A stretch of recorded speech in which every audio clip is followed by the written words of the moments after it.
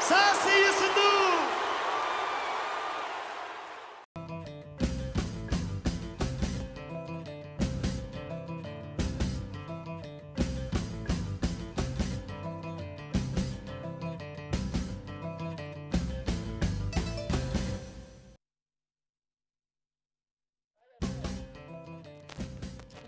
Télévision Futurs Médias xibaaru digg bëccëg bi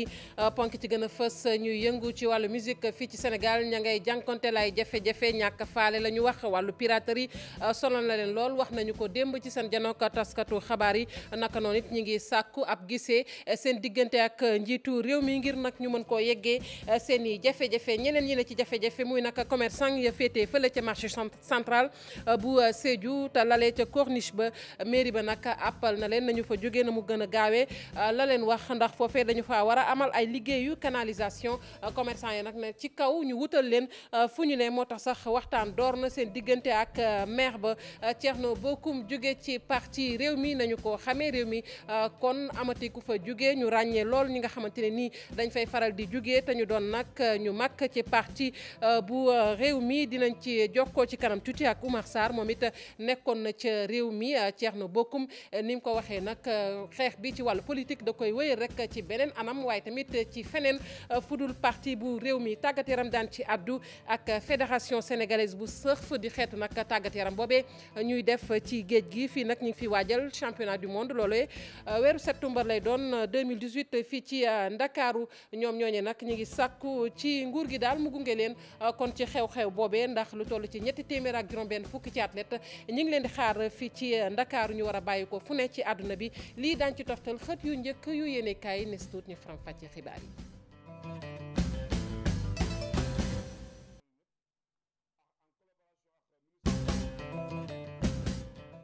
jàngeen jëf ci ànd beeg télévision Futurs Médias xibaar yi ñu tàmbali ko ak ñi yëngu ci wàllu musique fii ci Sénégal di jànkonteel ay jafe-jafe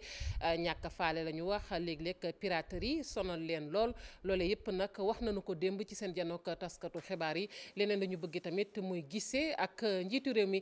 Macky Sall ngir nag ñu mën koo yeggee seen i jafe-jafe ay satu pay ci leeral la. ñoom ñi daje tey ji yàgg ci liggéey bi ñuy def. production bu ne ñu jot ko amal acteur u industrie musicale yi bëgg nag coppite gu rëy ñoom li ñu bëgg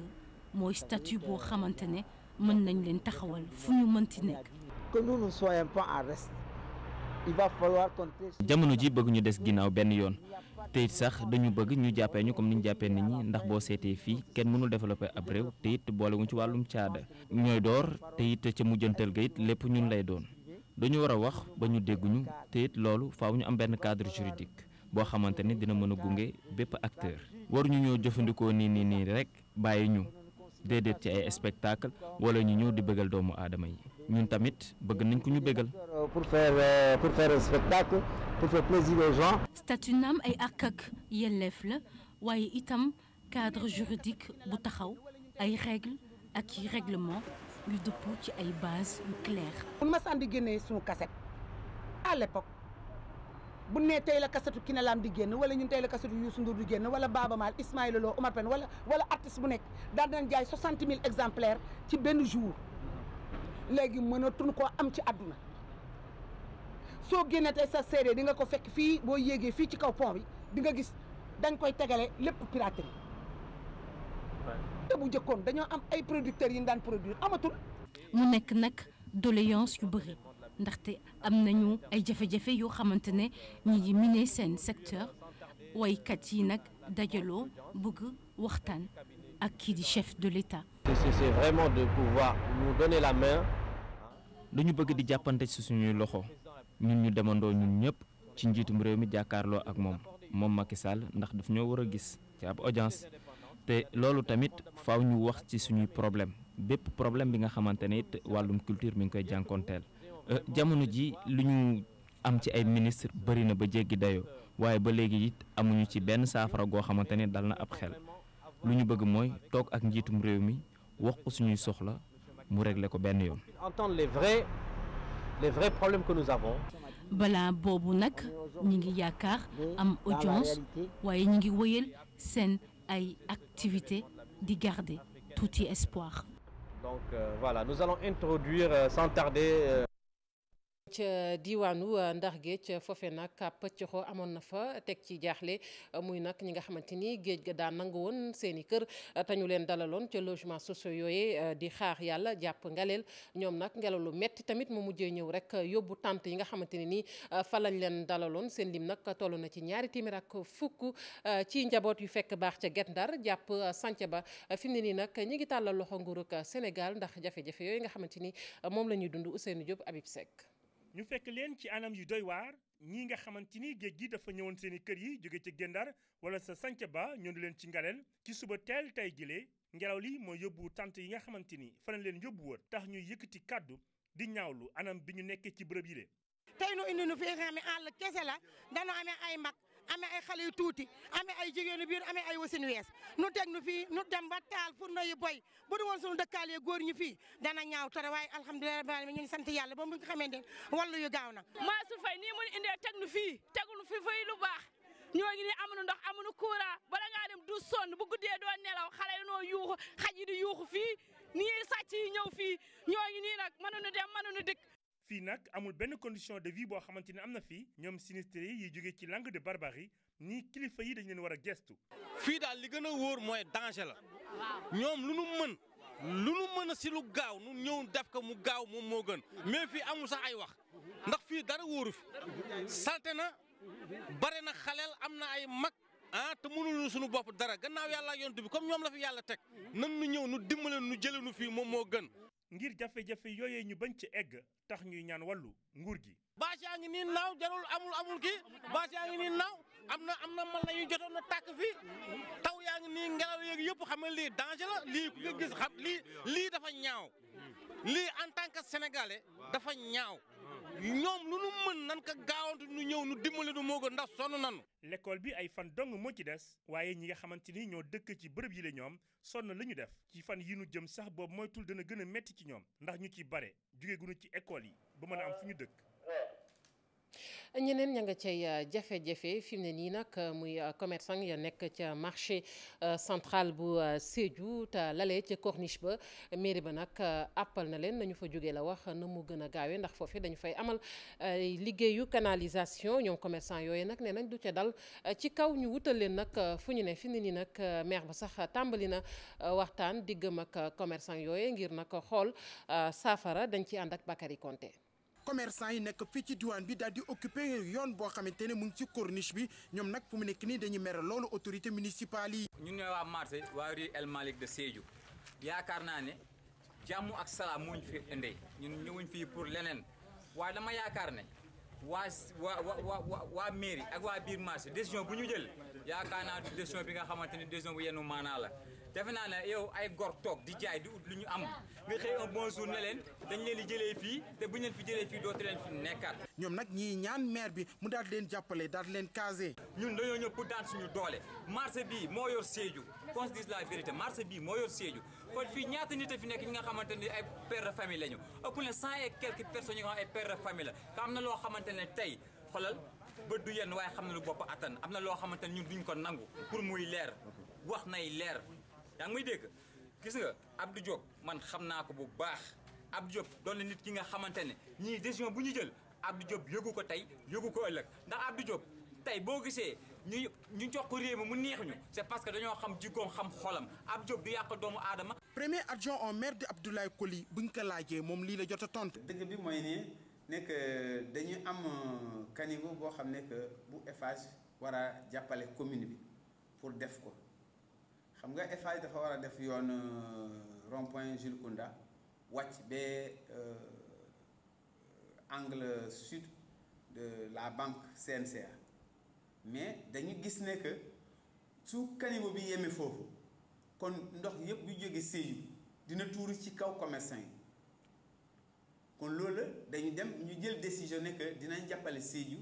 commune Sédhiou pour que ñu def caniveau bi ba mu wàcc ba fleuve Casamance. Abdoulaye Coly di ne am na sax ndaje boo xamante ne dinañ ko amal ak acteurs yi yëpp pour mun a daal di am benn solution ci problème bi. ñu wax ci tàggat yaram fii ci Ndakaaru ak lu ëpp juróom-ñett fukk physiothérapeute yi nga xamante ni nii ñi ngi woon fii solo si nag mooy gën a mën a taxaw jàngoro yi nga xamante ni nii day faral di laal bopp ba ci nag ay neex lu ci mel ni nag IMC nga xamante ni ci xale yi lañ koy gën di nemmeeku AVC sciatique naka noonu fu ne nag bàyyikoon nañu ko fii ci Afrique sowu-jant ak it experts yoo xamante ni fekk nañu baax ca bitim réew fudul Afrique la ñu bëgg nag fii ci Sénégal mooy ñu dooleel limuk kinésithérapeutie physiothérapeutie ndax dañ leen di wàññi fii ci Sénégal. jàngoro yi di laal bopp ak jàngoro yi nga xamante ni nii jëm na itam ci wàllu yax bokk na ci li nga xamante ni waxtaanee nañu ko ci lël bi boole ay physiothérapeute yu fekk baax fii ci Sénégal yu bàyyeekoo ci Niger ak Mali. ak ñoo xamante ni seen xam-xam dafa màcc ci jàngoro yooyee bàyyi ko ci yeneeni réew ñoom nag la ñu bëgg rek mooy gën a xamee ci xeetu jàngoro yi. am na maladie bu ñuy wax AVC AVC bëri na lu muy dal ñu ne nag ñun mënuñu def ci mag ñi rek nañu jàpp aussi ci xale yi maladie boobu sax du maladie boo xam ne bëri na bëriwaay boobu mais dana gis ne maladie boo xam ne dañ koo négligé la mooy li ñuy wax IMC mooy xale yi nga xam ne dañuy judd par yenn saa yi am benn genre retard. ñu ne loolu nag faaw itam ñu dugal ci askan wi rawatina ak waajur yi ñi nga xamante ne nii ñoom ñooy faral di amee jàngoro jooje ñu duppee IMC muy laal lu baree bari xale yi. muy malade boo xam ne mi ngi dëkk Yëmbal wala ñëw faju see fan lu mu bon yaay ji dina am taxi bu muy jël fay ko 8000 francs par jour kooku bu fekkee ne ñaari séance lay am semaine wala ñett boo ko bëggee def fukki at ak juróom defe naa ni budget boobu dina metti donc moo tax ñu ne. fokk ñu xool nan la mën a def am na ci loo xam ne sax dañ ciy wax rééducation à base communautaire c'est-à-dire toujours yaay yi dañuy ñëw ñu jàngal leen yenn techniques yi ak actes yi nga xam ne même bu nu mënul ñëw fii ci hôpital bi ñu mën ko def ñoom seen kër pour mën a jël en charge malade yooyu. liggéey bi nag ñu ne war nañ ko gën a dooleel itam ndax limuk kinésithérapeute yi fii ci Sénégal taxu koo takku lool la. tey jii kiné yi bëriwuñu boo xoolee Sénégal matuñu téeméer donc am na région yoo xam ne amuñu ko région bu mel ni Kédougou amul kinésithérapeute donc boo fa demee tey jii feebar yooyu ma lay wax du am kenn ku leen mën a jël. physiothérapeute yi nekk fii ci Sénégal nag ñoom ci ndaje mi rek jaare nañu ci wax li nga xamante ni moom mooy seen bëgg-bëgg mooy nag am ab corps d'accueil ndax loolu mooy mën a tax yenn avantage yi itam ñu mën caa jot rawatina ak sax bu fekkente ne ña nga ca bitim réew di def seen liggéey. xeetu jàngoro yooyee nag léeg-léeg dañuy seetlu ni ñiy def fajum olof daan ci dugal seen loxo loole sax ñu ne lu am solo la naam ndax ndaje mi nga xamante ni kon physiothérapeute yi amaloon nañu ko fii gis nañu ne weccoo xalaat ci la ña fekk baax sax ca biti réew ñu ngi rafetlu lu ni mel ndax nee nañ la ñu bëgg rek mooy aji tawat gi nu ñuy fexe nag ba déggoo ci kàddu waaye tamit ni ñuy fexe ba déggoo ci paj mi su ko defee ñu gën leen mën a taxaw ñu teewlu ci professeur Mike Landroy moom nag chef de département la bu médecine bu université bu Duquesne nekk ca Caroline du Nord ak ki nga xamante ni moom mooy Sidi Ousmane Dieye moom mooy directeur programme bu physiothérapeutie yi ci àdduna wërngal këpp. Ici en Afrique de l'Ouest, il y a beaucoup d'autres choses alentour du patient et de sa famille. Et même hier, fii ci Afrique sowu jant paj mi dafa am lu mu àndal ndax bu ñu jëlee fajkatu cosaan yi ñoom liggéey bu am solo la ñuy def te bu ñu xoolee itam seen diggante ak ñi nga xamante ne ñoom ñoo feebar am na leneen lu fa am mu aju ci seen wàllu ngëm. te aspect yooyu yëpp ñun scientifique yi sóoruñu ko woon mais jàpp nañ ne lu am solo la te fii ci Afrique lañu ko daal di gisee. Alors on a appris et on enseigne en même temps et c'est ça un partenariat qui est durable. indee experts yooyu ñu ànd ak seen ay naataango xool technique yu bees yi nga xam ne moo am Angleterre am Canada am États-Unis ci dëkk yi nga xam ne physiothérapie développé na fa donc ñu indi leen ñu partager seen expérience ak seen collègues yi nekk fii de façon à ce que bu ñu si jógee ñoom bu ñu delloo si seen service yu ñuy liggéeyee daanu gën a mën a dimbali nit ñi daanu mën aussi gën a dem ci autorités yi dem ci maladie yi xamal leen lan mooy seen rôle de façon à ce que nit ñi gën ko mën a reconnaître pour le bien-être des patients. ñu wax ci jafe-jafe yi élèves maîtres yi nga xamante ne nag démb amal nañu toogaayu ñaxtu ñoom nag la ñu bëgg mooy ab décret boo xamante ni nii nag dafay daal di rek taxaw ci seen statut nee na nag loolu faaw mu am balaa ñu dugg ci salle de classe yi ñoom jàngalekat yooyu nag ñi ngi ko xamle waaye tamit leneen la nga xamante ne nii daal nañ ci d'accorduñu ci muy nag li ñu wax ni rek moom mooy remaniement ministériel bu ñu fi doon amal te ne nañ nag loole sax moo taxoon mbir ma gën a sooxe Moussa Gom lañ ci àndal ci leeral. Abdoulaye Ndiaye jàngalekat la fële ca Kédougou Kéba Ndiaye ca Koungheul Khoudia Sylla moom yore classe ca Mbour ni seeni naataango yu tas ci biir Sénégal ñoom ñiy bokk ci juróom-ñeenti junneeg juróom-ñetti téeméer ak ñetti élèves maîtres yay jàngale te amuñu statut waral tey bésub rentrée ci enseignants yi ñoom ñu gedd école yi ngir wane seen nakar. enseignants yëpp dañu waroon nekk ci école bi ñun ñu banque suñu loxo bañ a dem ci école yi parce que tout simplement dañuy xaar ci nguur gi loo xamante ne moom moo war a régir suñu plan de carrière boobu ba léegi depuis 4 ans mu bañ ko def. Il s'agit maintenant d'un décret 99-908 du 13 septembre 1999 qu'il doit rectifier à son article 4 pour mun ñoo jël en charge génne élèves maîtres yi nga xamante ñoo ñor ci jafe-jafe yi boobu ci situation boobu. kii di jëwriñ bi yore njàng mi Serigne Mbaye Thiam ne woon yeesal gouvernement bi ñu génn yéexal signature boobu les décrets wante mu mel ni loolee doyu leen. loolu la ñu mënta nangu parce que remaniement ministériel du justification pour que ñu wax ne ay décret bi dafa war a defaat circuit gis nañ fi ay décret yoo xam ne dañ leen admettre en urgence te et puis le gouvernement ak état continuité la donc ministre bi mu ñu bluffé continuité la keneen ki ñëw war na mën a continuer dossier boobu te dossier boobu sax yaakaar naa ak li mu ëmb 9883 enseignants yu ñu war a intégrer à la fonction publique ñuy xaar statut boobu waruñu toog di xaar ay mu defaat circuit pour rectification de visa. moo ne kii di ministre bi jugut ci di leen tagg mu doon lu leen jaaxal ndax ñeenti at yi ñuy xeex ngir ñu gëstu leen waxtu wi nag ñu jàpp ne sës nañ te ñu saafara seen doléance rek mën a tax ñu dellu ca seeni classe. fas yéene wuñ ñoo bàyyi suñu xeex bi tànk décret ba génnut. kon xel mën naa dal ca décret boobee ndax njiitu réew mi Macky Sall kon mujj na ko xaati mu soxal élèves maîtres yooyu ni ñu ko waxee rek doon sàkk kon ab statut laata ñuy dugg ci classe ya ñu wax ci beneen jafe-jafe ñeel ba tey wàllu njàng mi waaye nag bi yoon ca diwaanu Kolda la nee nañ nag nawet ba bokk na ci li tax nag njàng ma sooxe naka noonu it yenn waajur yi xëy na nañu war a taxawee seen doom duñu ko taxawee waaye tamit feet yu bari yi nga xamante ne nii dañu ko nemmiku ci atum njàng mi loole yëpp nag bokk nañ nee nañ ci lu gàllankoor njàng ma foofee ndax tax sax waxtu yi nga xamante ne moom la ñu war a jàngale waxtu yooyu duñu ko def ña ngànk nag njàng ma ne faaw loolu ñu taxaw ci mbir mi école nag foofee ubbi na ay buntam mu jëm nag ci jàngalekat yi nga xamante ne nii maanaam ñoom ñoo war a jiitu kon ca école ya muy enseignants yi def nañu seen ubbite foofee ca diwaanu Kolda Abdoulaye Diallo. ci téeméer jàngalekat yu ne daanaka lu ëpp juróom-ñett fukk ci ñoom teewe nañu ci ubbite l'école bi aajowoo wàllu jàngalekat yi. ñun ñu ngi nii enseignants presque ñu ngi fi 14 enseignants fu mu nekk nii 12 yëpp ñëw nañ ci heure yi di ñëw ubbi classe yi nettoyer ak parents d'élèves yi ak comité collaboration ak comité de gestion yi ñu tijji classe yi balayer lépp. te ñun ñëw nañu. ubbi nañu béy nañu école bi ñu ngi maire yaa ngi bale ñu ngi defar classe yi pour que xale yi mën a ñëw nekk fi dans de bonnes conditions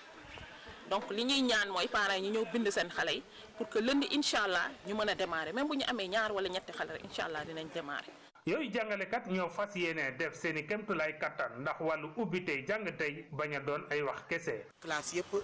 service d'hygiène ñëwoon na pour xale yi mun ci dugg ci jàmm ak salaam pour que altine ak jàmm ak salaam ñu distribuer matériel bi ñëpp ñëw ak seen matukaay élèves yi ñëw ñu commencé daal. ci année scolaire bi weesu IEF bu Kolda amoon na fi ay poñ yu baax ci wàllu résultat. CFE bi aussi def nañ ay jéego yu mag parce que daaw pourcentage bu ñu amoon maanaam xale yi ñoo xam ne ñoo admis woon CFE CEP daaw seen lim dafa gën a yokk. ngir yokk yooyu résultat ñi fi ngànk wàllu njàng mi ñoo fas yéene sàkk pexe ni seeni waxtu njàng mi mane yokku. ñun fii non seulement taw bi dafay teelu ñu te liggéeyu tool yi également dafay jël temps bu bëri mais loolu warul tax ne vraiment xale yi ñu mën leen téye ci kër ga ñu bañ a jàngi. parents d'élèves bi dama leen di wax ne xale liggéeyam mooy jàng loolu mooy liggéeyam amaana sax mun na gunge waajuram ci tool yi waaye daal bu waxtu jàng jotee ñoo xam ne liggéeyu xale bi door na ñu daal di ko bàyyi mu dem jàngi. ginnaaw biñ fi amalee CDD amal nañu beneen ndaje fu principaux de collège yi directeur d'école yi ñi jiite kuréel parents d'élèves ak jàngalekat yi teewe te mu doon ab ndaje fi ñu waajal bépp matuwaay ngir njàng mi mën a door ba su ubbite bi fi ci Kolda. ñu koy jaajëfal bu baax Abdoulaye Diallo ca diwaanu Kolda Thierno Bocoum ni ñu ko xamee jóge na ci parti bu réew mi moom nag la mu wax mooy amul lenn loo xamante ne nii nag moo ko booleeg parti ba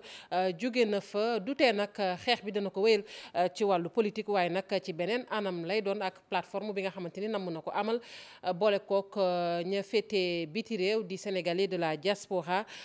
dinañ ci dellusiwaat waaye ñu jokkook ba tey ak Oumar Sarr moom it nekkoon ci parti bu réew mi muy coordonnateur bu groupe pour la refondation bu parti bu réew mi ngi ci bu mu jokkoo gi Oumar Sarr maa ngi lay nuyu. maa ngi lay fay Oumar Sarr yow it nga nekkoon ci parti bu réew mi ak ni ñu xamee xibaar bi muy Thierno Bocoum mi jógee ci parti bu réew mi duñu ne nag lu ko fa jëlee duñ ci àddu waaye li ñu mën a wax rek mooy yow nan nga jàngatee départ yi maanaam ñi nga xamante ne ràññee nañu leen lool ci parti bu réew mi ñu gis ni nag ña ngay fabu di génn ci parti bi yow noo gisee départ yooyu. waaw comme ni nga ko waxee noonu la demee ñi nga xam ne dañu jël décision ne dañuy bàyyi lim bi jéggi na dayoo waaye man boo ko fàttalikoo wala ngeen fàttaliku sax laay wax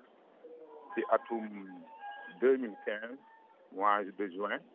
daanaka li xew lépp wax am noonu naa leen 2017 jàpp naa ne ci la réew mi di yegg maanaam ci jamono joo xam ne dina metti trop pour que parti bi taxawaay bi mu amoon mu continuer di ko am comme nag bettuma am naa ci naqar bi mooy man lii ñoom di def man dama lànk bañ a def loolu man dama ne du ma démissionné damay def maak ñi nga xam ne ànd nañ ci ñu tabaxaat ko ndax jàpp naa ne ki nga xam ne moom lañu wax ne muy jiite parti bi bëggatul bàyyi na waaye waxu ko donc ña fa def di ko topp xamuñu ne ki ñuy topp jëmatul fenn bàyyi na léegi parti bi man jàpp naa ne ñun coono yi ñu ci sonn ñu ci bàyyi ñëpp coono yi ñu ci sonn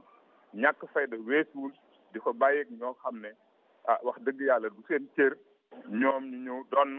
li nu sonn kii nga xam ne muy suma rakk Thierno Bocoum ci période investiture yi bi coow li bare man wax dëgg yàlla jël naa suma téléphone woo ko ne ko Thierno man ak yow de dañ ñun déggante ñaar nag moo tax ma lay woo mooy cofeel gu ma am ci yow ñaareel bi maa ngi lay ñaan bul démissionné ci parti bi lii wax naa ko mu ne ma dégg naa bu baax li nga wax grand digoon na ma daje waaye gisaatuma ko man daal jàppuma ne démissionné solution la solution bi mooy ñu woote congrès comme man ni ma ko waxee ñu defaraat sunu parti wut njiit lu bees ki nga xam ne moo ko jiite te bëggatul mu bàyyi ñu tànn kenn ci ñun mu defaraat ko ndax sos lu bees dafa metti ndax dinaa dégg ay nit di bàyyi naan dañuy kii mais tàmbaliwaat loo xam ne lii amoon nga ko ba pare loolu man jàpp naa ne xanaa nga nekk xale lool te am moyen yu bëri pour nga mën cee réussir mais boo ko deful amuloo benn tribune boo wax doguma la Oumar Sarr doguma la baal ma ni nga ko waxee kenn xëy na warta démissionné dem waaye lan nga yaakaar ni moom moo nekk ci suuf ba tax tey ñu bari xëy na di fippu di dem lan mooy problème bi dëgg-dëgg ci parti bi mooy li ma la wax liñ jàpp ne moom moo jiite parti bi jiite ko donc dogal yi du tegu ci dogalu loo xam dafay tënk ci baatu kilifa problème mu parti bi loolu la moo tax nag léegi parti bi dañ ko war a wutal beneen kilifa boo xam ne bii bëgg na nungu naa liggéey bëgg na dajale njaboot gi ñi bàyyi woon 2012 ñu bàyyi woon 2013 14 15 16 ba tey di 2017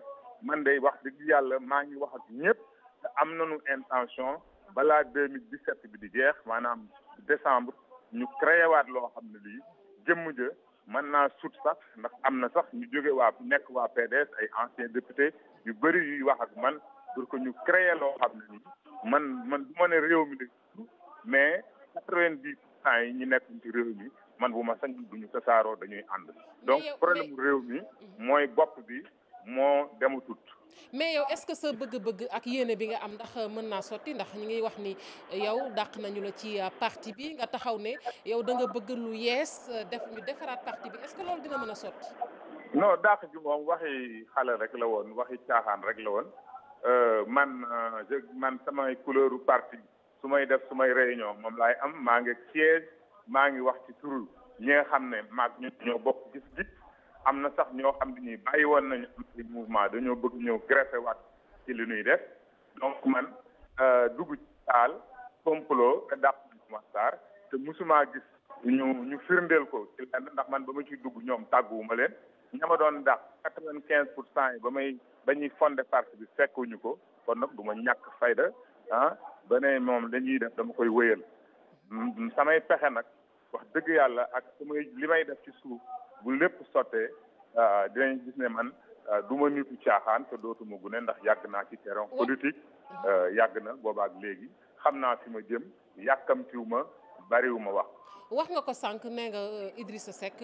bëggatul parti bi maanaam faaleetul sax parti bi moo waral xëy na ñenn ñi di fipp yow wax jooju foo ko teg. dama koo xam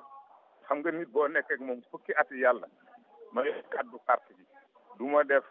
ñaari fan yu ma tooguloo ko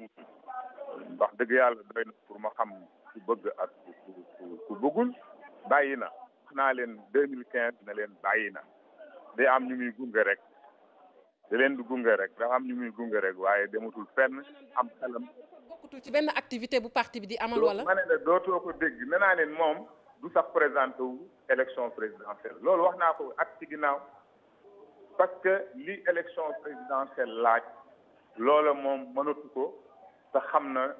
naa ne du nit kuy perte temps ci dara wala perte ay kopparam ci loo xam ne lii du ko jural njëriñ comme bàyyi na nag ñi ci def ñoo war a am seen fulla ak seen fayda xam ne kii bàyyi na ñu wan ko ginnaaw ñu ñëw ñu defaraat loo xam ne lii jëmm ji képp ku nekk ci réew mi 2006 ba léegi di nga ci gis sa bopp man loolu laay conseillé suma xarit yi muy yu jigéen yi ak yu góor yi yëpp yi nga xam ne seen xol neexatul bañ ne dañuy démissionné man nag démissionné moom fa suma yéene def. du solution ñu koy jaajëfal lu baax Oumar Sarr nag nekk coordonnateur groupe bi nga xamante ne nag ñoom ñoo taxaw kon ne dañuy rek defaraat parti bu réew mi ñu ngi lay jaajëfal bu baax a baax xibaar yi ñu wëyal ko wax nag ci wàllug terroriste yi nga xamante ne dañu ne fitna képp moo leen tax a jug nee nañ nag ñu bari ca ñooñee ay document maanaam ay këyit yoo xamante ne nii dëppoo la yoon këyit yooyee moom la ñuy yore ngir nag mën a jéggi frontières yi di dugg ci réew yi rawatina nag ci Afrique ba ci nag réew yi tugal yi loolee nag lu ñu bëgg mu dakk moo tax sax ca Tamba am na ab tàggat boo xamante ne ni amaloon nañu ko foofee di tàggat nag askan wa ngir nag ñu mën a yeewu ci mbir yooyee direction bu police de l'air ak direction de police de l'air bi nga xamante ne ni nag moom mooy toppatoo lépp lu jëm ci wàllu ko frontières yi moo doon amal nag boobee peuple lël ñu teewlu ci Jean-Pierre Ndong adjudant bu police la foofee ci micro Moussa Oumar Gueye. mooy direction bu yor lépp lu xeetoo contrôle ci frontière bi muy ci jaww ji ci suuf si ak ci ndox mi lutter contre les organisations mafieuses ñi nga xamante ne dañuy jóg pour def ay ñaawteef utiliser ay documents de voyage mën na doon passeport comme CEDEAO lañ nekk mën na doon carte d'identité ak yeneen xeetu documents yoo xam ne nit ñi mën nañ ciy jàll ci frontières yi pour commettre ay dal ci nit ñi wala commettre ay actes yoo xamante ni vraiment ay ñaawteef la daal. loolu moo waral ñu ñëw fii pour former ñi fi nekk ci secteur bi parce que Tamba secteur bu bees la dañu ñëw pour former agents yi fi nekk pour ñu mën a xamee ràññee kan moo war a kan mooy jàll kan moo dugg kan moo warta dugg kan mooy délinquant bi kan mooy defkatu ñaawteef bi loolu moo ñu tax a jóg. donc du Tamba kese mais ñu am na ñu jógee Kédougou am na ñu jógee Kër Ayib ak ñu fekk si ñu ne Tamba déjà là on va former un groupe de 10 personnes carte d'identité bi bu baax la wala baaxul et puis du carte d'identité kese mais passeport même dañuy dem ba permis de conduite ñun mën nañ dem ba xam bu baax la wala bu baaxul rien que buñ ko téyee nii wala buñ defee niveau analyse bu gën a poussé daal ñun dinañ ci mën a xam xeex terrorisme ak du terrorisme kese mais terrorisme ak organisation mafieuse xaw ma nan laa ko mën a waxee wolof mooy ñuy jóg pour def ñaawteef comme bu ñu jàllee seen identité dañ leen di xàmmee ñu utiliser beneen identité pour jàll pour commettre ay seen forfait Tamba temps yi déggoon ngeen ne amoon nañu fiy ñëw di def ay ñaawteef ñooñu est-ce que sénégalais lañ wala du sénégalais c'est l'occasion nag pour la DEPAF mu mën a xam kuy jàll frontière bi kuy dugg ak ku dul dugg waaw ñu mën leen ràññee waaw kon du terrorisme mais dafa yaatu lépp lu xeetoog délinquant. ñu dem ba ci bëj gànnaaru réew mi Alioune Badara Diop fi ni nag moom la ñu dénk kon office des lacs et cours d'eau bu Sénégal kon moom mooy njiit lu bees li wax na nag li nga xamante ni moom moo koy xaar ci liggéey bi bokk na ci gën a dooleel personnel bi la wax muy liggéeykat yi waaye tamit lu soxal maanaam cours d'eau yi ak lac yi fii ci Sénégal dina fexe tamit ba gën cee taxaw waaye jafe-jafe yi ci wàllu ndox itam bëgg na askan wi kenn bañ cee amati jafe-jafe ñu teewlu ko moom Alioune Diop ci micro Ousseynou Diop. pour que structure yi ñu war a teg yëpp ñu teg pour mën a jël loolu jël toppatoo ndox yi en charge ndax suñu dëkk yi xam ni yenn niveau jàngi eggagun fa suñu développement comme ni ko président gisee te bind ko ci PSE mi ngi mën a nekk kës li ñuy wax secteur primaire ay bay ay sàmm ak yu mel noonu te secteur yooyu mënul dox te amoo ndox moom moo tax mën nañu wax kontaan trop si gis-gisu président de la république ba mu créé tey benn structure buy gérer ndox yooyu yëpp lépp luy yoonu ndox ci Sénégal te incha allah aussi engagé wu avec personnel bi ñu fi fekk pour que ñu lever le défi dans les meilleurs délais te awma ci inquiétude ndax bi ñu leen dénkee lac de Guiers ci jamono yu gàtt défi bi relevé nañ ko donc tey suñ ko leen dénkee cours d'eau yi Sénégal yëpp ndax lac de Guiers moo ëpp ci cours d'eau yi fi nekk intérieur ak personnel biy ñëw awma inquiétude awma jaaxle que incha allah défi bi daan ko relever. ñu dem ba Koussanar nag ma nga féetee ca boor yi Tambacounda soxna yi fa nekk nag taxaw nañu ngir dooleel leen bu baax a baax ci wàllu koom ci wàllu politique it naka noonu am na nag ab jardin maanaam ab jardin di ay tool yoo xamante ne nii jagleel nañ leen ko tool yooyu nag toll na ci 2 hectares tool ya nag dana bay rek lu soxal ci wàllug légume AFD Bantal Rewbe moo ko fa amal ni ñu ko waxee rek ngir gunge soxna yi ci wàllu woowee Moussa Oumar Gueye ci leeral.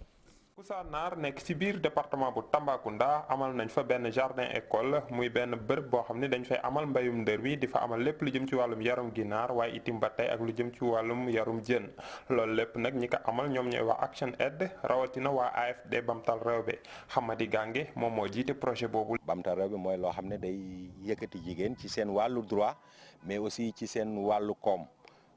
mi ngi yëngu nag ci juróomi gox Koussanar Tambacounda Vala Missirah ak Kédougou nekk projet boo xam ne vraiment dañ ci def yaakaaru jigéen ñi parce que moo tax ñu ne ko Bamtal Rewbe dafa symboliser espoiru jigéen yëpp parce que bëgg nañu fii ak ñetti at mooy ñu tàggat jigéen ñi ba ñu xam seeni droit ba aussi ñu mun a intégrer instance de prise de décision yi mais aussi bëgg nañu aussi ñu yokk ba yëg ko vraiment ci wàllu koom aussi vraiment ñu mun a yokk parce que aussi dañu ne souvent dañu wax ne munoo revendiquer ay droit munoo intégrer yenn espace de prise de décision yi aussi fekk vraiment amoo doole amoo koom. ci fàttali jigéen yi nga xam ne ñoom ñoo soqe ko ci commune bu Bala nekk ci biir département bu Goudiri ñoom ñoo jëkk am lu ñuy wax jardin école nag mu nekk mbir mi nga xam ne danañ ci tàggat soxna yi waaye itam ba tey di leen jàppale ci pexe yi nga xam ne buñ ko defee ëllëg dinañ am ay yëngu-yëngu yoo xam ni danañ ci am ay koppar yu nu mën a def ci seeni gafaga ngir xeex lépp lu jëm ci wàllum ndóol. tàggat yaram fédération sénégalaise bu surf di xeetu tàggat yaram boobee nag ñuy def ci géej gi ñi ngi waajal championnat du monde fii ci Ndakaaru lañ ko fas yéene amalee loolee nag weeru septembre lay doon atum 2018 fédération boobee nag taxaw na nee na ngir liggéey ak nguurug Sénégal ngir nag bu ñu yeggee kon ci jongante boobee ñu mën ko amal ci anam yu mucc ayib fii ci Ndakaaru kon lu toll ci 300 ak juróom-benn fukki ci athlète daañu bàyyi ko ci àdduna bi ngir teew fii Habib Faye Mardien.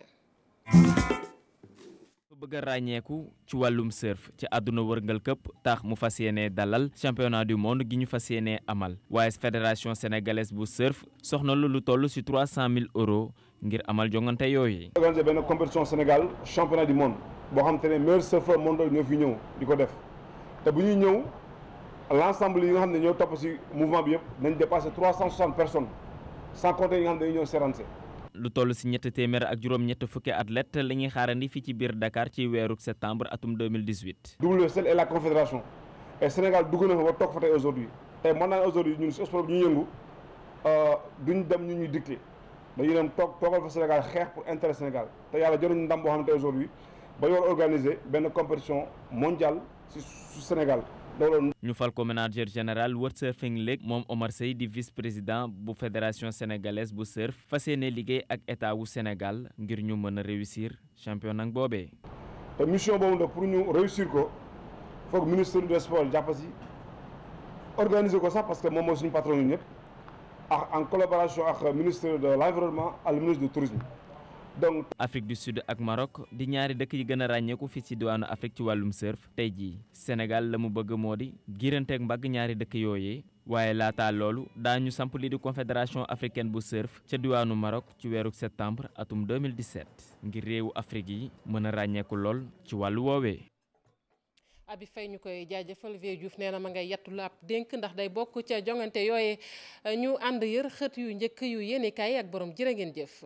jërë ngeen jëf muse 7% di Idrissa Seck ma nga léegi ca 6% li ko waral mooy Thierno Bocoum ma ne woon porte-parole am ne woon ci parti réew mi nee na ko fu ñukku ne yàq bu naqari dem yoonam xibaar baa ngi ci xët mu njëkk l'Observateur Thierno Bocoum jugee na ci parti réew mi nee na combat mu di xeex bi muy xeex ci wàllu politique nee na neneen la ko bëgg a doxalee l'Observateur nañu ba muy leeral moom Thierno Bocoum li ko tax a démissionné ci parti réew mi li mu ci wax gudd gàtt weesuwul convenance personnelle maanaam moo génn ci parti réew mi ci coobaree boppam Vox Populi nañu Thierno Bocoum jugee na ci Idrissa Seck le témoigné nañu wan na ko ginnaaw Thierno xëy di leeral ci enquête dina kay li ko tax a jóge ci parti réew mi Les Échos nañu Thierno Bocoum bana Idrissa Seck ba noppi gàddul boppam ak ëllëgam ci wàllu politique am fas ko yéenee doxal Thierno Bocoum mi dem tey jóge ci parti réew mi Le Quotidien gis ne Idrissa Seck moo ñàkk kàddoom ndax moom Thierno Bocoum doon tekkeen takkalu ko woon officiellement ndombal tànk porte-parole parti réew mi terewul moom la ñëpp jàppoon ne mooy porte-parole parti bi kookee yore woon kàddu gi Idrissa Seck moo ko ne fi yël bandik dem yoonam Le Quotidien nañu parti bi Idrissa Seck bi léegi tey mu sant dem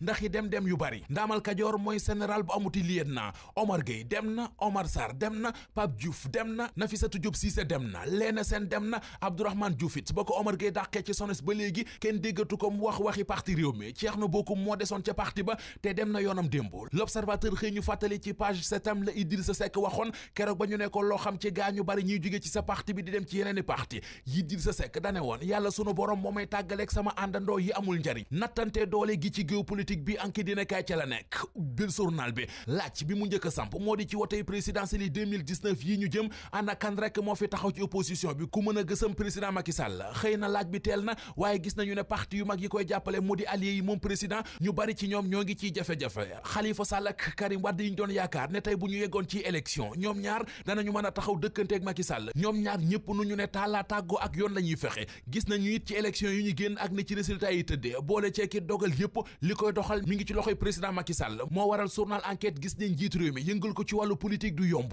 politique ba tey ak Vox Populi mi xëy di waxtaan ak Moussa Sy maire bu Parcelles Assainies bokkit ci Manko Taxawu Sénégal nee na dialogue mu di waxtaan bi pouvoir gi woote opposition bi na ca dem bokki ca bu mu ko gedd bu mu ko boycotté ndax bu boobaa dañ leen di may li ñu bëgg bu ñu demul bokki ca dialogue ba dañuy am dëgg ci suñu kaw beneen kàngamu politique bu beneen journal xëy dalal moo di Aliou Sow président MPD liggéey moo amee xët mu njëkk l'Observateur nee na ab xeexam moom Aliou Sow du ngir jële fi Macky Sall jabar ji mu takk bu yàggul di Marie Wade Aliou Sow ne dafa def lu ko war ne su ko neexoon dafay des ci dunduk célibataire nekk di gundaandaat nu mu ko neexee ndaw si mu tàggool mu ne cër bu mu ko jox tax na moom Aliou Sow du fi taxaw naan lii ñu boole nañu booloo xooli journal Les Échos ñu retraité ci assemblée nationale ba noppi lànk kandaara ne duñu bàyyi ñooñe la yéenekaay bi xëyee secrétaire général bu assemblée nationale akub adjoint ak directeur comptabilité ba ñoom ñett ñëpp Les Échos nee nañu retraité ñu ba noppi waaye dañoo bañ ne duñu dem wal fajiri xëy dem ba jeex ci ubbi teg l'école ren gi ginnaaw jàngalekat yi ubbi démb ci àllarba ji élèves yi altine la ñuy tijji waaye ubbi teg l'école gu nar a luumaate moom la journal bi gis ndax nee na ci réew mi du école yëpp a yemb ngir mën a ubbi altine Cheikh Mbow bu ko si depp ne ñu ci xët mu njëkk journal bi